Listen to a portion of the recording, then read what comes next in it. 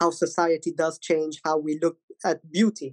They made an experiment on Tinder, right? And the Tinder, interestingly, in America, because that's usually where all the research comes from, they said that you're usually the Americans girls, they tend to match more on white guys, black guys, and then after that, everything below that.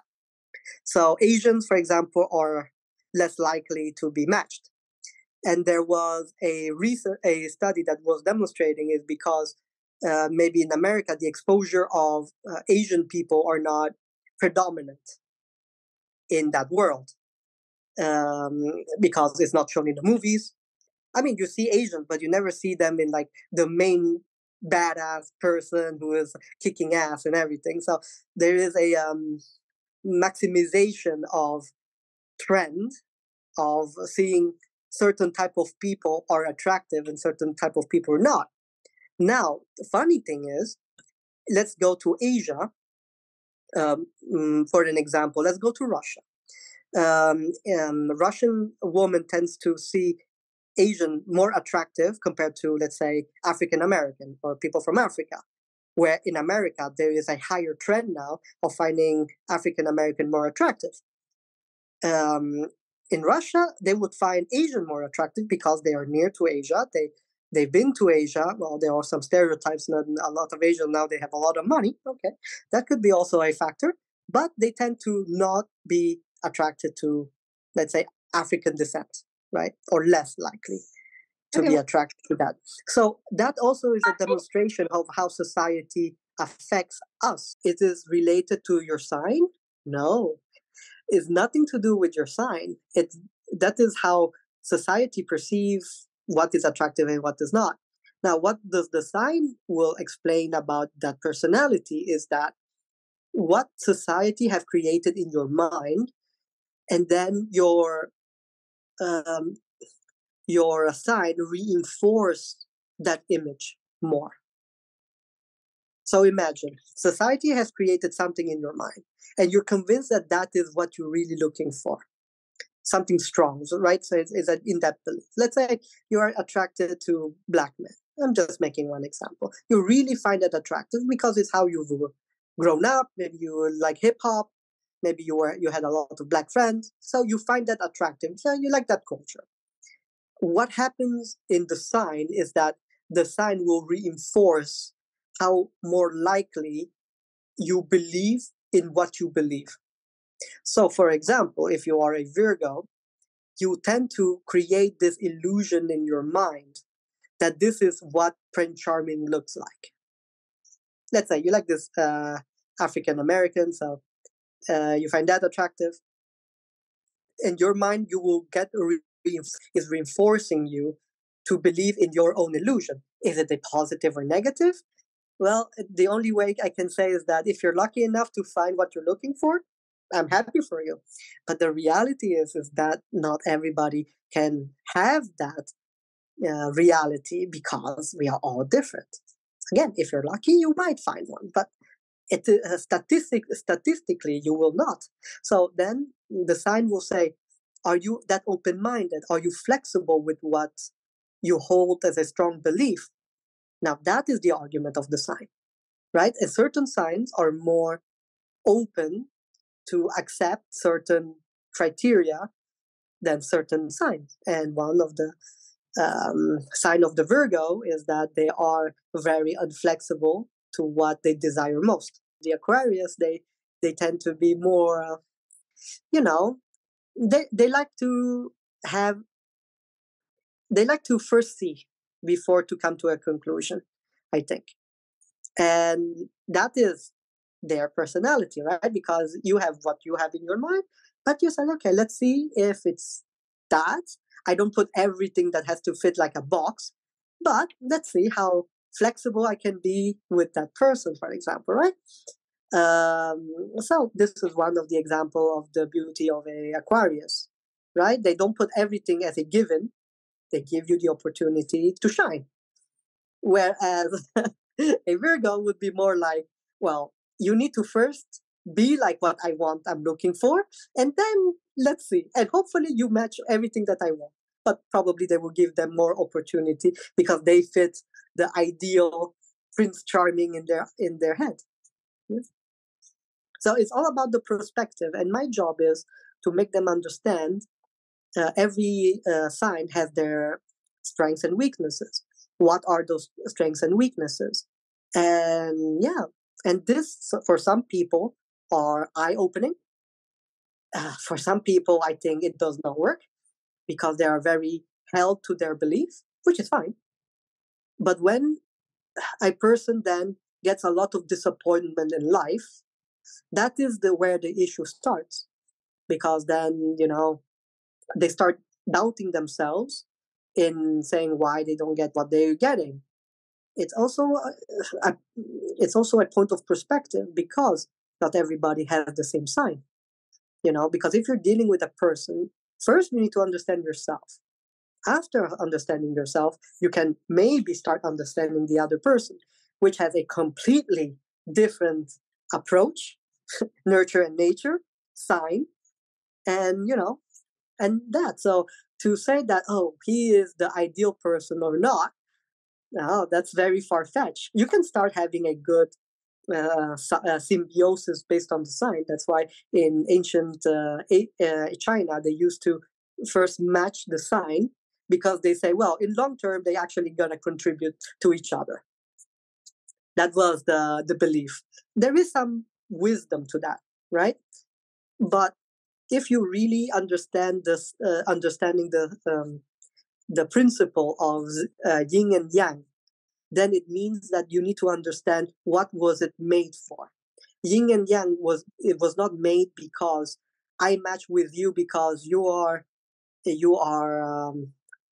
a sign of the pig, and then so we match with the sign of the rat. So okay, then happily ever after. No, actually, the philosophy of yin and yang is that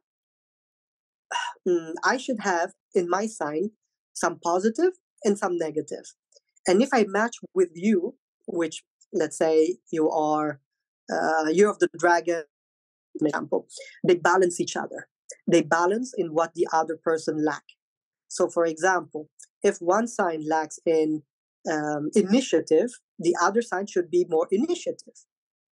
Maybe the other sign, one of the sign is not patient enough, right? And maybe to compensate that, the relationship should have a sign that is patient because the other person is not patient. So it's a way of teaching each other on their positives and negatives. That was the principle of yin and yang in a relationship. Also, in psychology, we believe that the most compatible ones, actually, the more similarity, the more compatibility, kind of thing. I can say that this is a very modern thing because they say, well, if I like something and you like something, that we are the same, so then we will like. But then at this point, you should then get a relationship with the same sign because then your predisposition are the same. But then you also need to think about the negative side. The negative side is that, if you both are, let's say, super energetic, which is positive, right? But then maybe your emotional energy is the same. So let's say if one is being very dramatic, the other will be the same. And imagine if there are two dramatic people being dramatic, that's a bomb waiting to happen, right? Because both of you have the same energy of that type of that type of feeling. So of course there's everything pros and cons. Again, ideally, that was the philosophy of the yin and the yang, is that you need to balance yourself, not push yourself into the same type of energy. Because if I'm making one example, if both of you are lazy, then nothing will be ever done because you guys are never going to help each other. You guys always gonna reinforce the negative attribute, if you understand. So the point is, but well, again, it depends on people. What about the alignment? Like, how two signs can get aligned with each other. If one part is kind of lazy, like sloth type, and the other part is like super energetic and super, like, let's say, you thought that masculine and feminine, like yin and yang. So masculine part Yeah. more like get things done kind of energy, but Mhm. feminine could be like, hey, let's flow a little bit more. So Yeah. alignment works in that sense. Well, the thing is, the point is not to search for anything extreme, because that's why there are certain signs that are not compatible at all, because there are certain signs that are very extreme to each other, and that's why they are not matching. The point is to find a balance between the two energy that you have. So as you said, men can be more energetic, but it's not true. What is true is that everybody is different. You can also find men who are very lazy and the woman very active. It's not about men or women. It's more about personality, right? So certain personality, they tend to be more energetic, or maybe they love energy, or they get power from energetic things. Like, for example, Year of the Monkey, right? Year of the Monkey, it's a sign that needs constant, let's say, distractions, right? But needs to be happy distraction or energetic distraction to make them feel alive, right? Can we say that is something that society has created? No, that form of mindset comes more on your sign, because if you get power from that type of activity, then good for you. But some of the people generalize too much, of saying, well, if it gives power to me, that automatically to you. And that's where I say to a lot of people that is wrong, because every sign is different. You need to understand what is their pleasure, what brings them pleasure. And so maybe what you're doing to yourself to be happy does not translate automatically what makes another person happy in his way. And this is where, what I try to teach people, to understand the difference. And it's hard, not easy, because we always look to us too much. And if somebody has a partner, they need to also think on the partner, as vice versa, of course. But that's the basis of this yin and yang, mutual support, because it is a mutual support.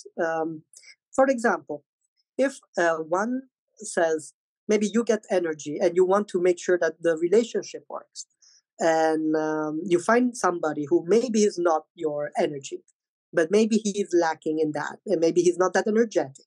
So what I would always suggested was that you talk to that person and maybe compromise. You do something that he likes, and then he does something that you like.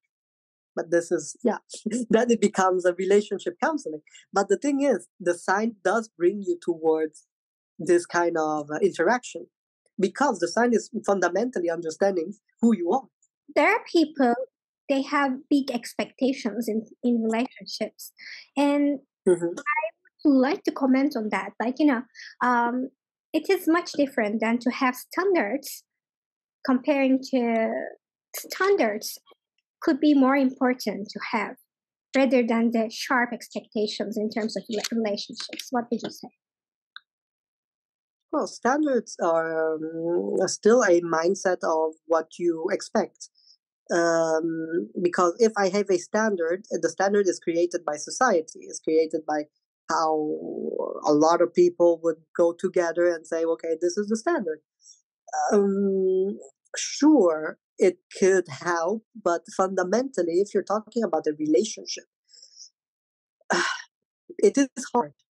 It is hard to pinpoint what is really standard and expectation, because again, everything that we think is expectation and standard is based on how we are. So fundamentally, you are how you are. So, or you match in how I am, or I match on how you see me I should be. It is complicated, because you need to really understand who you have the person in front of you. You need to understand what is his worldview, right? And besides that, you also need to see how he is as an everyday person to person behind the scene, when you're not seeing him every day.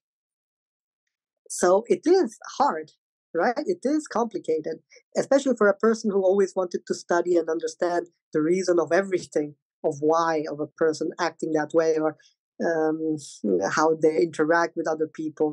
Why somebody is more gets angry more easily, or people get angry less. All of that was something always been fascinating to me, and you cannot really put a dot on that person, because as soon you put a dot on that person, then the scale will change so fast, right? Because maybe he's doing a good thing. I'm talking generalizing. If you're doing a good thing in one thing and you find that attractive, maybe in another thing you will not find attractive at all. But that's the thing. How can you put a standard in anything? Because you cannot know.